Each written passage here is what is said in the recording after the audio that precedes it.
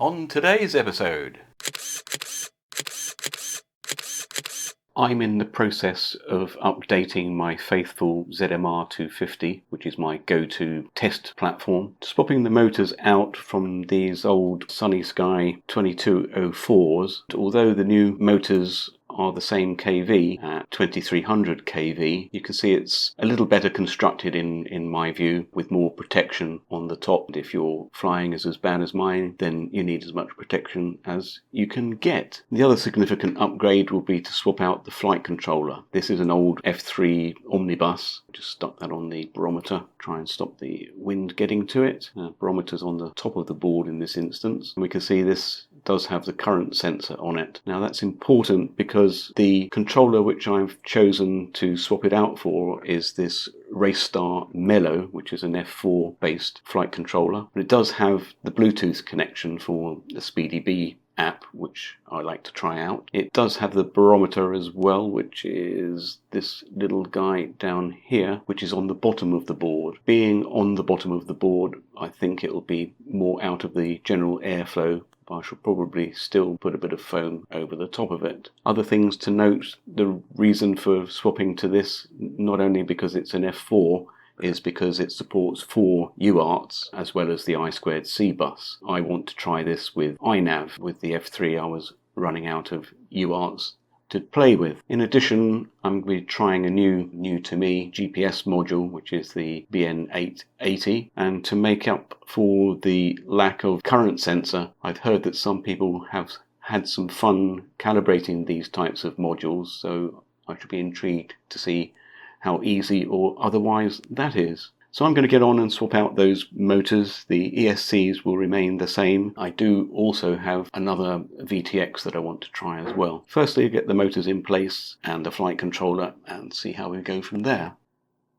Thought I'd show you how far I've gotten. The new motors are on and I've wired them up. Just before I completely remove the old Omnibus F3, I've reconnected the ESCs up using the Betaflight configurator, checked that the motors are in fact spinning in the correct directions, which they are. That is just to eliminate any confusion when I wire up the new board. At least I will know that the motors should be going the right way. One thing that I do need to do before I mount this board is to do some of the wiring. The guy is tiny, as you can see. Even more tiny are the pads that you need to select for your particular receiver.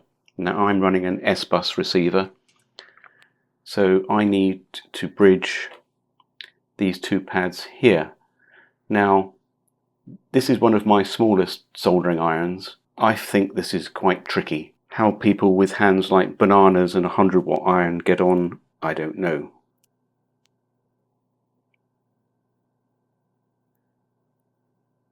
Now I can move on to connect my receiver up, which will be to UART 2, I believe, is dedicated on this board, and check that that works.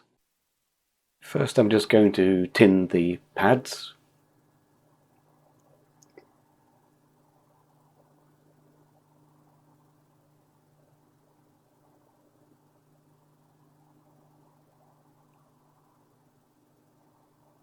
Now I've attached the S-Bus wire.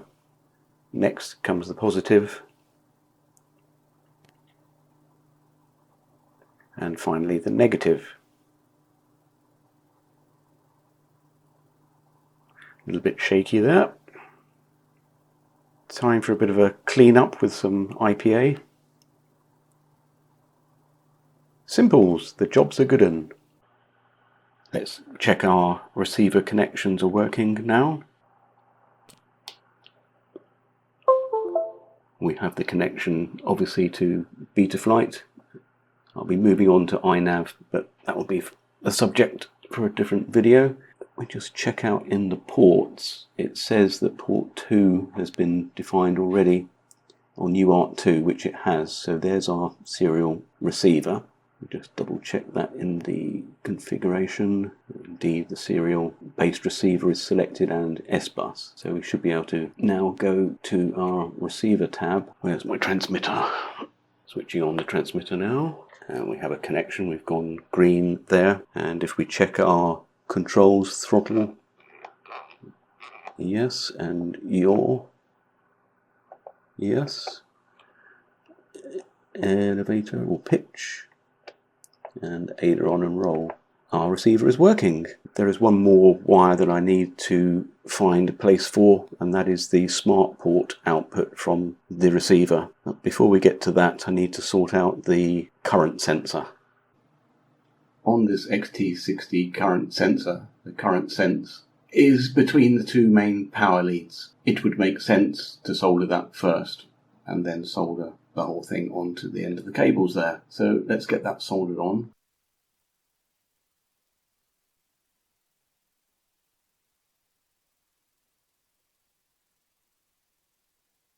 This is another one of those jobs that needs multiple hands.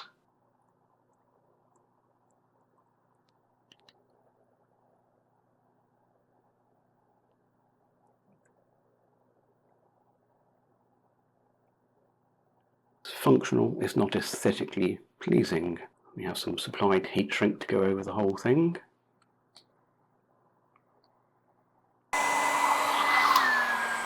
Excellent.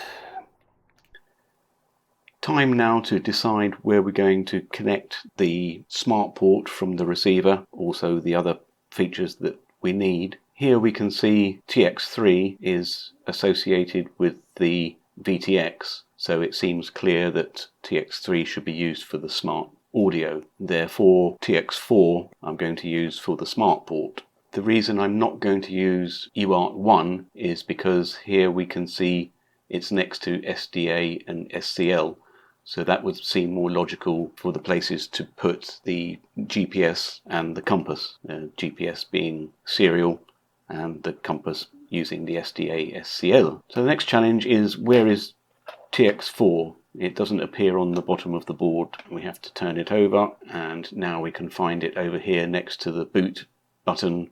We have RX and TX4. Obviously, as it's only telemetry, I'm only going to be using the TX pin. Once those connections are done, we can go back into Betaflight and check that they're configured correctly.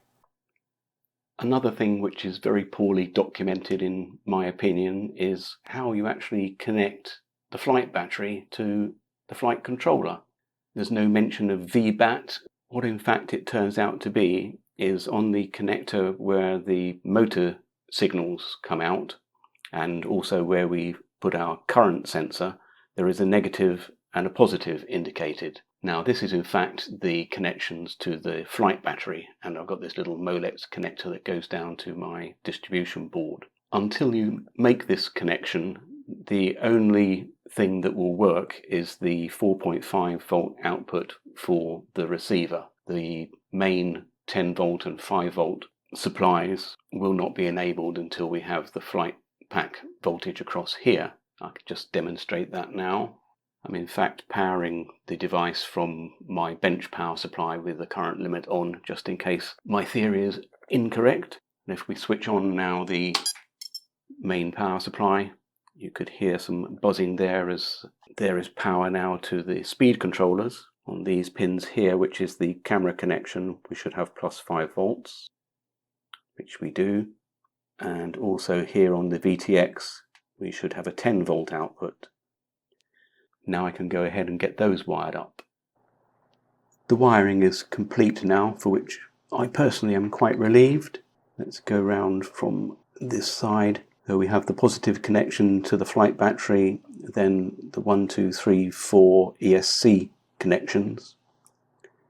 This is the current sense wire, which will be going out in this direction. So that's going across the board once it's in place. The negative connection to the flight battery. In this corner here we have the video section. The camera or video in is connected here, and my camera and VTX both share 5 volts. So that's coming from the 5 volts and ground and the camera input. On this side I'm using this ground for another purpose. We have the VTX output to the video transmitter and the transmit 3, which will be for smart audio. Coming around to this side, we've already seen the receiver connections there for my S-Bus receiver. What we have here are the connections for the GPS and compass, RX and TX for the GPS, and then for the magnetometer SDA and SCL. They're being powered by these 5-volt pads here. All that remains now is to hook it back up to Betaflight and pray. Looking in Betaflight now, first we need to set up our ports. UART1 is where we've connected the GPS module. Here we need to change the sensor input to GPS. Everything else I think we can leave at auto for the moment. UART3 is where we've put our smart audio. In peripherals, we want to be going to BTX Smart Audio. Finally, on UART4, we have our smart port. Let's save that and reboot. Now, clearly, as the craft isn't powered at the moment, there's no 5 volts going to the GPS module. I guess it's time to power it up. See our battery voltage up here. For some reason, we still don't have the GPS lit. I think we need to go into the configuration and turn on our GPS. I believe this needs to be set to U-blocks. Let's save and reboot that. Still have no GPS. I'll need to go and investigate that, but everything else looks good. Almost ready to go now. The flight controller is in place. I've secured the ESCs, the camera is working, the smart audio. I found the problem with the GPS. I'd simply forgotten to swap the transmit and receives around in my haste to get things soldered up. So rather than resolder it, I just swapped the receive and transmit for the GPS inside the header there. I've also 3D printed a little carrier for it, which I found on Thingiverse. As always, links down in the description. I guess it's time to put some props on and go and see if she flies. Unfortunately, I had a few problems. The run cam that I use for the main footage for some reason decided to lock up to the point where I had to pull the battery on it and lost the footage. It was a fairly pedestrian flight, mainly because A, my flying's not very good, and B, I haven't even flown for a couple of months, so it was just hovering around and getting a feel for the thing. I think it will fly really well. There's my bathtub collection for anybody that's interested. Now for my final conclusion. A few final points. Reading through the description for the umpteenth time, I noticed TX2 smart port connection pad. Now I was rather confused by this because the reason that I chose TX4, you couldn't use TX2 because it was associated with the receiver port. And in fact, in Betaflight, you will see now that I don't have the smart port any longer on UART4, but neither do I have it on UART2.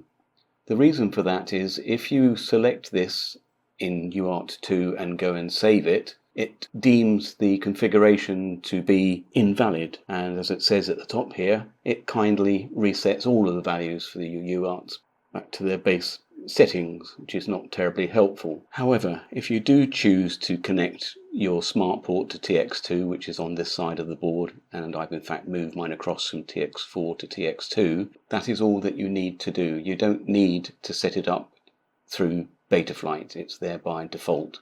So that was a little gotcha. But finally, I wanted, as you remember back at the beginning, to use the Bluetooth option. Now something very strange is going on here. If I try and connect either of my Android devices to the Bluetooth, I'm fairly confident that the pairing code is 0000, but it refuses to connect. It says that the pin is wrong. Now it's not wrong because both this laptop that I'm using now and another laptop that I have that have Bluetooth are quite happy to connect to the module using that pin code. So I am totally at a loss as to what's going on there. I have tried to contact Racerstar's customer support via email, and that was a few days ago, and to date I've received no response whatsoever. So if anybody out there has any clue as to how this device connects to a laptop but will not connect to my phone, which is a Samsung Galaxy S7, so it's quite new and connects quite happily to other Bluetooth devices. If anybody has any ideas why this doesn't work for me, please leave a comment below. So finally, my thanks go to Banggood for sending me this unit for evaluation, and I had a lot of fun soldering it up, and it looks like I'm going to have a lot of fun learning to fly again as well.